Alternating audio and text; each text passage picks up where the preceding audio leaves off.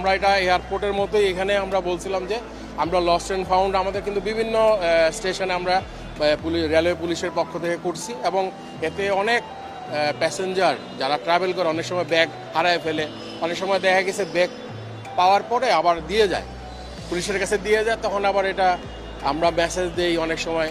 আবার আপনার আয়সা কিন্তু স্টেশনে আবার পুলিশের কাছে বলে ভাই আমি ব্যাগ হারাই ফেলছি। কিছুদিন আগে আমি জানি যে ল্যাপটপ হারাই ফেলছিল এক ভদ্রলোক, উনি গাজীপুরে বোধহয় কোনো কর্পোরেটে চাকরি করে, টোটাল ল্যাপটপ সব কিছু পাইছে।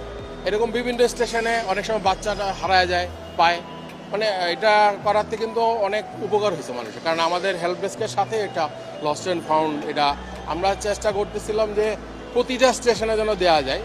তো এখন পর্যায়ক্রমে বড় স্টেশনগুলোতে আছে। এবারও আমরা অনেক কালোবাজার এরকম ধরছি। আরেকটা জিনিস হয় কি, আমরা সরল বিশ্বাসে ওই যে ফেক ধরনের করে, আপনি দেখবেন অনলাইনে ফেক দেয়, এরকম অনেকগুলো ধরছি। এবং গত সপ্তাহ 2টা ধরা পড়ছে, 21টা টিকিট, 103টা টিকিট, এরকম আপনারাই নিউজ করছেন। তো এটা মানে মানুষ হয় কি ট্র্যাপে পড়ে যায়। অনেকে আছে এরকম আমাদের কাছে বলে যে ভাই আমি তো টাকা দিছি, আমি যে আপনি কনফার্ম না হয়ে টাকা দিলেন কেন? কারণ টিকিটটা তো রেল কর্তৃপক্ষ দেয়, পুলিশ দেয় না। আপনারা মনে রাখেন রেলওয়ে পুলিশ কোনো টিকিটের সাথে জড়িত না, বাট আমাদের কাছে যখনই কোনো তথ্য আসে আর অনলাইনে যে বাণিজ্যটা, এটা আমাদের একটা